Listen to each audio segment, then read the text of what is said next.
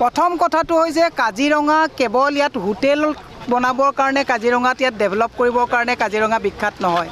কাজিৰঙা গোটেই পৃথিৱী বিখ্যাত। কাজিৰঙাৰ যিটো জৈৱ বৈচিত্ৰ্য, কাজিৰঙাৰ এশিঙীয়া গড়, হাতী, বাঘ, হৰিণা এইবিলাক গোটেই বিশ্বব্যাপী কাজিৰঙা আমাৰ গৌৰৱ। এই গৌৰৱ অক্ষুণ্ণ ৰাখিবৰ কাৰণে আমি ইয়াত দাবী জনাইছোঁ যে জৈৱ বৈচিত্ৰ্যৰ যিটো আমাৰ বৈচিত্ৰ্যতা আছে ইয়াক যাতে অক্ষুণ্ণ ৰাখিব পাৰে তাৰ কাৰণে আমি চৰকাৰক দাবী জনাইছোঁ।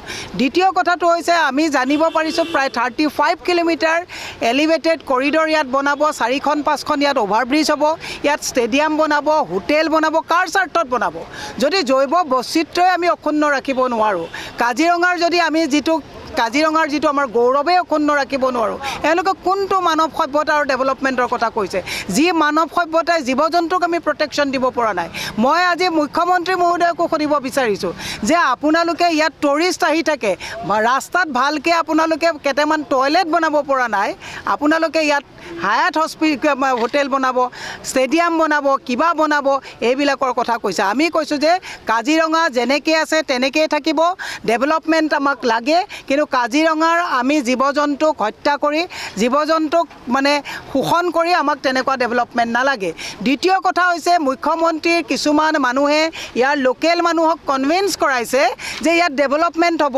ইয়াততো বিভিন্ন মানুহে আজি হোমষ্টে কৰিছে, হোটেল বনাইছে, লোকেল মানুহবিলাকে ইয়াত কাম কৰি আছে, ডেভেলপড হৈছে। কিন্তু কাইলৈ আপোনালোকক আৰু এটা মই এই অভাৰব্ৰিজৰ তলৰ কাহিনী আপোনালোকক কৈ দিওঁ।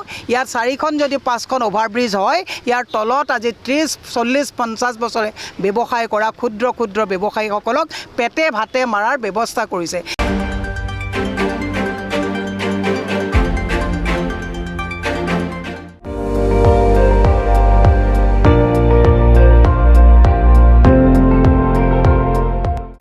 আপুনি চাই আছে ND24, সৰ্বশ্ৰেষ্ঠ নহয় সৰ্বোত্তমৰ দৌৰ।